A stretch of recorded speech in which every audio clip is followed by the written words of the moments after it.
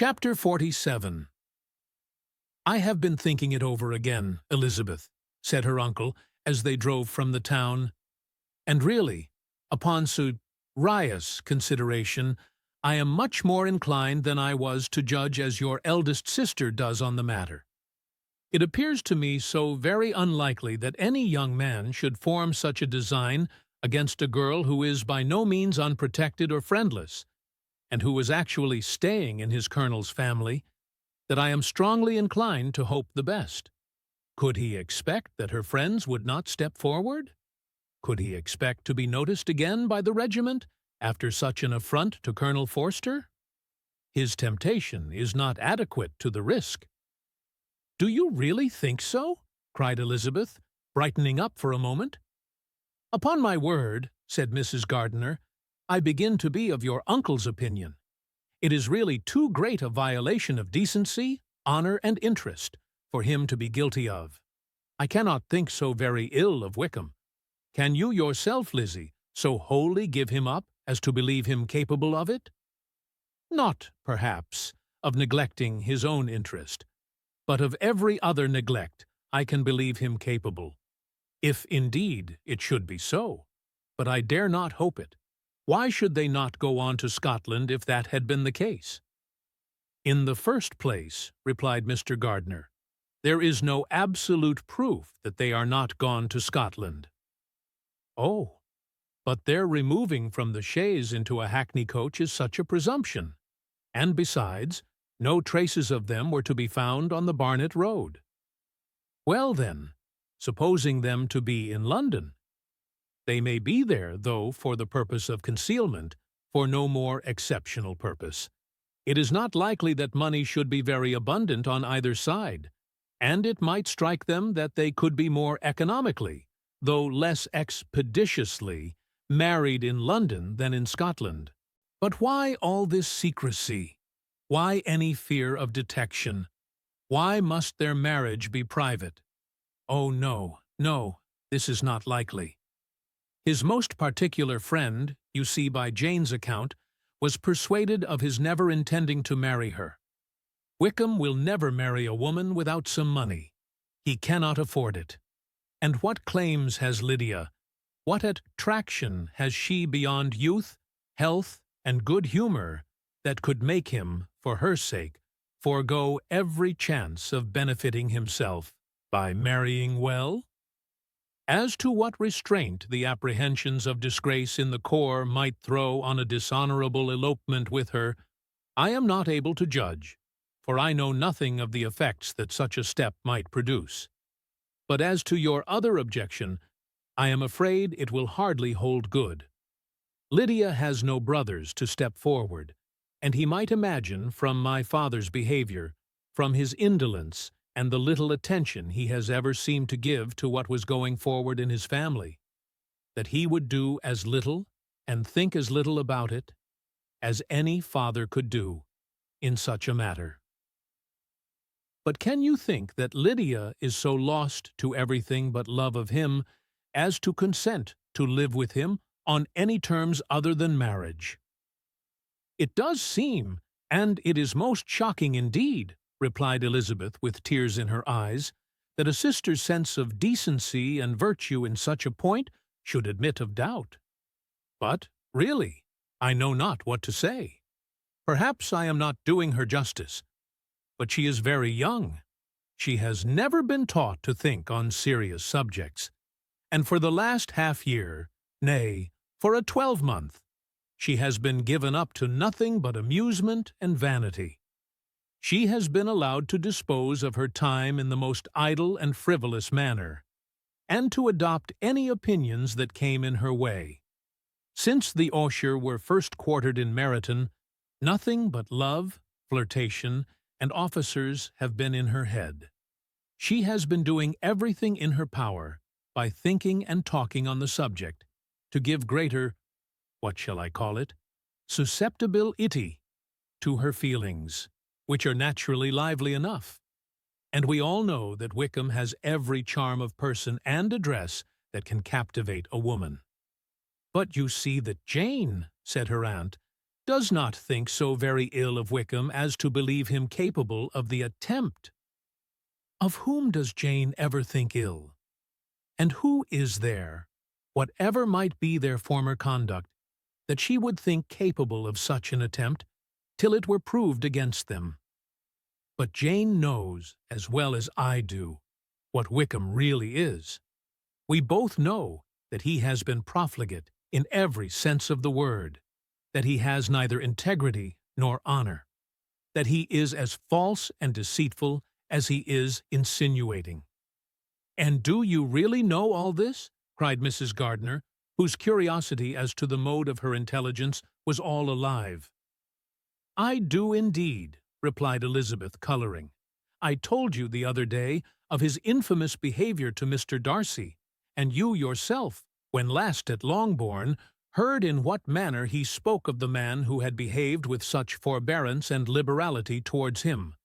And there are other circumstances which I am not at liberty, which it is not worth while to relate. But his lies about the whole Pemberley family are endless. From what he said of Miss Darcy, I was thoroughly prepared to see a proud, reserved, disagreeable girl. Yet he knew to the contrary himself. He must know that she was as amiable and unpretending as we have found her." "But does Lydia know nothing of this? Can she be ignorant of what you and Jane seem so well to understand?" "Oh, yes, that is the worst of all. Till I was in Kent, and saw so much both of Mr. Darcy and his relation, Colonel Fitzwilliam, I was ignorant of the truth myself. And when I returned home, the Wyshire was to leave Meryton in a week or fortnight's time. As that was the case, neither Jane, to whom I related the whole, nor I, thought it necessary to make our knowledge public. For of what use could it apparently be to anyone that the good opinion which all the neighborhood had of him should then be overthrown?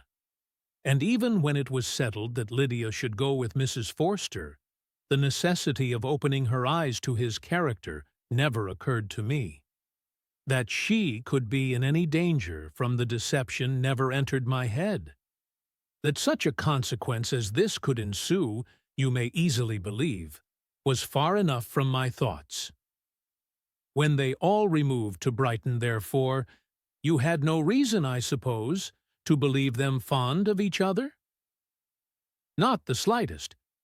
I can remember no symptom of affection on either side. And had anything of the kind been perceptible, you must be aware that ours is not a family on which it could be thrown away. When first he entered the corps, she was ready enough to admire him. But so we all were. Every girl in or near Meryton was out of her senses about him for the first 2 months, but he never distinguished her by any particular attention, and, consequently, after a moderate period of extravagant and wild admiration, her fancy for him gave way, and others of the regiment, who treated her with more distinction, again became her favorites. It may be easily believed that however little of novelty could be added to their fears, hopes, and conjectures on this interesting subject by its repeated discussion, no oath could detain them from it long during the whole of the journey. From Elizabeth's thoughts it was never absent. Fixed there by the keenest of all anguish, self-reproach, she could find no interval of ease or forgetfulness. They traveled as expeditiously as possible, and, sleeping one night on the road, reached Longbourn by dinner-time the next day. It was a comfort to Elizabeth to consider that Jane could not have been wearied by long expectations. The little Gardiners, attracted by the sight of a chaise, were standing on the steps of the house as they entered the paddock. And, when the carriage drove up to the door, the joyful surprise that lighted up their faces and displayed it, self over their whole bodies, in a variety of capers and frisks, was the first pleasing earnest of their welcome. Elizabeth jumped out, and, after giving each of them a hasty kiss, hurried into the vestibule, where Jane, who came running down from her mother's apartment, immediately met her. Elizabeth, as she affectionately embraced her, whilst tears filled the eyes of both, lost not a moment in asking whether anything had been heard of the fugitives. "Not yet," replied Jane, "but now that my dear uncle is come, I hope everything will be well." "Is my father in town?" "Yes, he went on Tuesday, as I wrote you word." "And have you heard from him often?" "We have heard only twice. He wrote me a few lines on Wednesday to say that he had arrived in safety, and to give me his directions, which I particularly begged him to do. He merely added that he should not write again till he had something of importance to mention." "And my mother, how is she? How are you all?" "My mother is tolerably well, I trust, though her spirits are greatly shaken. She is upstairs, and will have great satisfaction in seeing you all. She does not yet leave her dressing-room. Mary and Kitty thank heaven, are quite well." "But you, how are you?" cried Elizabeth. "You look pale. How much you must have gone through." Her sister, however, assured her of her being perfectly well, and their conversation, which had been passing while Mr. and Mrs. Gardiner were engaged with their children, was now put an end to by the approach of the whole party. Jane ran to her uncle and aunt, and welcomed and thanked them both, with alternate smiles and tears.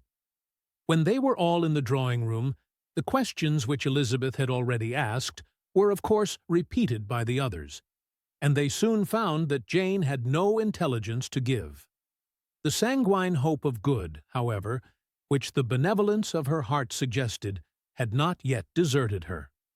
She still expected that it would all end well, and that every morning would bring some letter, either from Lydia or her father, to explain their proceedings and, perhaps, announce their marriage. Mrs. Bennet, to whose apartment they all repaired, after a few minutes' conversation together, received them exactly as might be expected, with tears and lamentations of regret, invectives against the villainous conduct of Wickham, and complaints of her own sufferings and ill-usage, blaming everybody but the person to whose ill-judging indulgence the errors of her daughter must principally be owing. "If I had been able," said she, "to carry my point in going to Brighton, with all my family, this would not have happened. But poor dear Lydia had nobody to take care of her. Why did the Forsters ever let her go out of their sight? I am sure there was some great neglect or other on their side, for she is not the kind of girl to do such a thing if she had been well looked after. I always thought they were very unfit to have the charge of her. But I was overruled, as I always am. Poor dear child! And now here's Mr. Bennet gone away, and I know he will fight Wickham wherever he meets him, and then he will be killed. And what is to become of us all? The Collinses will turn us out before he is cold in his grave. And if you are not kind to us, brother, I do not know what we shall do." They all exclaimed against such terrific ideas, and Mr. Gardiner, after general assurances of his affection for her and all her family, told her that he meant to be in London the very next day, and would assist Mr. Bennet in every endeavour for recovering Lydia. "Do not give way to useless alarm," added he. "Though it is right to be prepared for the worst, there is no occasion to look on it as certain. It is not quite a week since they left Brighton. In a few days more we may gain some news of them, and till we know that they are not married and have no design of marrying, do not let us give the matter over as lost. As soon as I get to town I shall go to my brother, and make him come home with me to Gracechurch Street, and then we may consult together as to what is to be done." "Oh, my dear brother," replied Mrs. Bennet, "that is exactly what I could most wish for. And now do, when you get to town, find them out, wherever they may be, and if they are not married already, make them marry. And as for wedding clothes, do not let them wait for that, but tell Lydia she shall have as much money as she chooses to buy them. after they are married. And above all, keep Mr. Bennet from fighting. Tell him what a dreadful state I am in, that I am frighted out of my wits, and have such tremblings, such flutterings all over me, such spasms in my side and pains in my head, and such beatings at heart, that I can get no rest by night nor by day. And tell my dear Lydia not to give any directions about her clothes till she has seen me, for she does not know which are the best warehouses. Oh, brother, how kind you are! I know you will contrive it all. But Mr. Gardiner, though he assured her again of his earnest endeavours in the cause, could not avoid recommending moderation to her, as well in her hopes as her fear. And after talking with her in this manner till dinner was on the table, they all left her to vent all her feelings on the housekeeper, who attended in the absence of her daughters. Though her brother and sister were persuaded that there was no real occasion for such a seclusion from the family, they did not attempt to oppose it, for they knew that she had not prudence enough to hold her tongue before the servants, while they waited at table, and judged it better that one only of the household, and the one whom they could most trust, should comprehend all her fears and solicitude on the subject. In the dining-room they were soon joined by Mary and Kitty, who had been too busily engaged in their separate apartments to make their appearance before. One came from her books, and the other from her toilette. The faces of both, however, were tolerably calm, and no change was visible in either, except that the loss of her favourite sister, or the anger which she had herself incurred in this business, had given more of fretfulness than usual to the accents of Kitty. As for Mary, she was mistress enough of herself to whisper to Elizabeth, with a countenance of grave reflection, soon after they were seated at table. This is a most unfortunate affair, and will probably be much talked of. But we must stem the tide of malice, and pour into the wounded bosoms of each other the balm of sisterly consolation. Then, perceiving in Elizabeth no inclination of replying, she added, "Unhappy as the event must be for Lydia, we may draw from it this useful lesson, that loss of virtue in a female is irretrievable, that one false step involves her in endless ruin, that her reputation is no less brittle than it is beautiful, and that she cannot be too much guarded in her behavior towards the undeserving of the other sex." Elizabeth lifted up her eyes in amazement, but was too much oppressed to make any reply. Mary, however, continued to console herself with such kind of moral extractions from the evil before them. In the afternoon, the two elder Miss Bennets were able to be for half an hour by themselves, and Elizabeth instantly availed herself of the opportunity of making any inquiries, which Jane was equally eager to satisfy. After joining in general lamentations over the dreadful sequel of this event, which Elizabeth considered as all but certain, and Miss Bennet could not assert to be wholly impossible, the former continued the subject by saying, "But tell me all and everything about it, which I have not already heard. Give me further particulars. Did Colonel Forster say? Had they no apprehension of anything before the elopement took place? They must have seen them together forever." Colonel Forster did own that he had often suspected some partiality, especially on Lydia's side, but nothing to give him any alarm. "I am so grieved for him. His behavior was attentive and kind to the utmost. He was coming to us, in order to assure us of his concern, before he had any idea of their not being gone to Scotland. When that apprehension first got abroad, it hastened his journey." And was Denny convinced that Wickham would not marry? Did he know of their intending to go off? Had Colonel Forster seen Denny himself? Yes, but, when questioned by him, Denny denied knowing anything of their plans, and would not give his real opinion about it. He did not repeat his persuasion of their not marrying, and from that, I am inclined to hope, he might have been misunderstood before. And till Colonel Forster came himself, Not one of you entertained a doubt, I suppose, of their being really married? How was it possible that such an idea should enter our brains? I felt a little uneasy, a little fearful of my sister's happiness with him in marriage, because I knew that his conduct had not been always quite right. My father and mother knew nothing of that. They only felt how imprudent a match it must be. Kitty then owned, with a very natural triumph on knowing more than the rest of us, that in Lydia's last letter she had prepared her for such a step.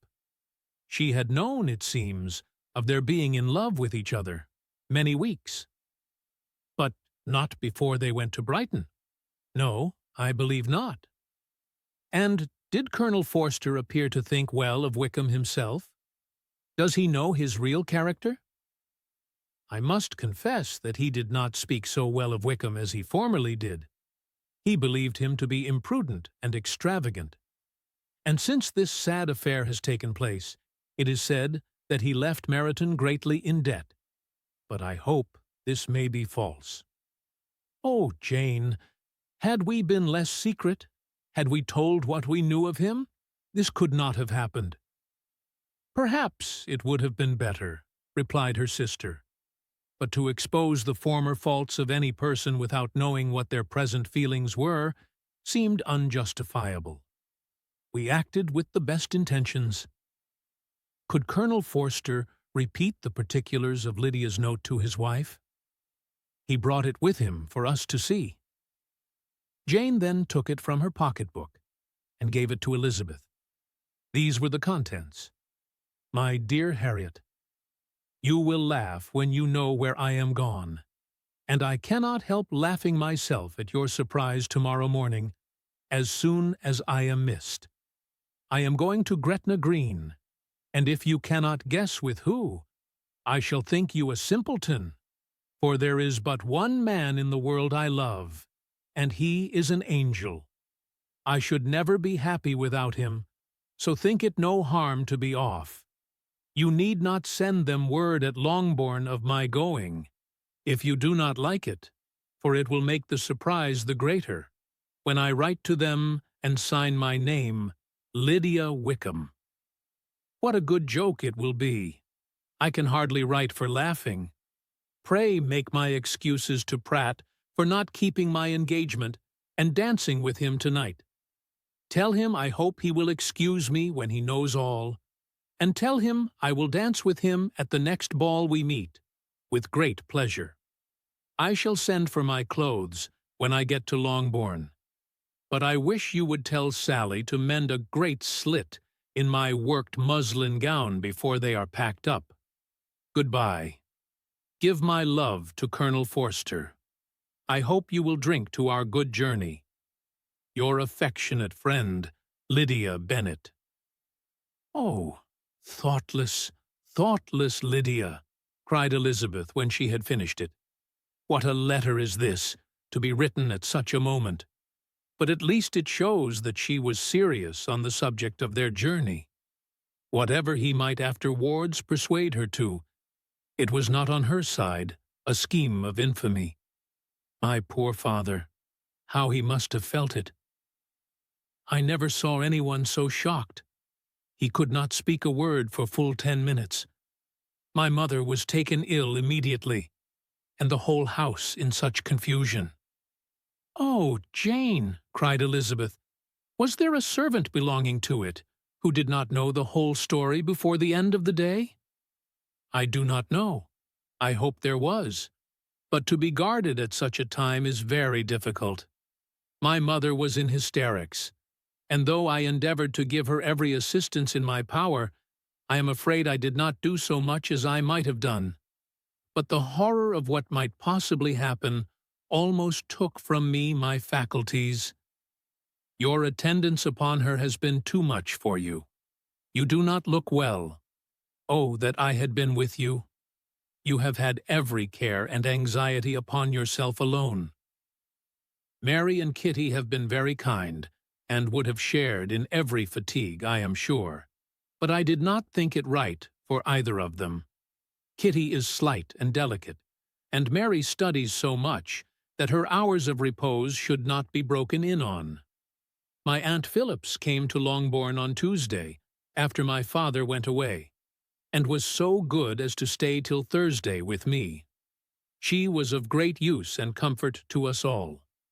And Lady Lucas has been very kind. She walked here on Wednesday morning to condole with us, and offered her services, or any of her daughters, if they should be of use to us. "She had better have stayed at home," cried Elizabeth. "Perhaps she meant well, but under such a misfortune as this, one cannot see too little of one's neighbors. Assistance is impossible, condolence insufferable. Let them triumph over us at a distance, and be satisfied." She then proceeded to inquire into the measures which her father had intended to pursue, while in town, for the recovery of his daughter. "He meant, I believe," replied Jane, "to go to Epsom, the place where they last changed horses, see the postilions, and try if anything could be made out from them. His principal object must be to discover the number of the hackney coach which took them from Clapham. It had come with a fare from London, and as he thought that the circumstance of a gentleman and ladies removing from one carriage into another might be remarked, he meant to make inquiries at Clapham. If he could anyhow discover at what house the coachman had before set down his fare, he determined to make inquiries there, and hoped it might not be impossible to find out the stand and number of the coach. I do not know of any other designs that he had formed, but he was in such a hurry to be gone, and his spirits so greatly discomposed, that I had difficulty in finding out even so much as this."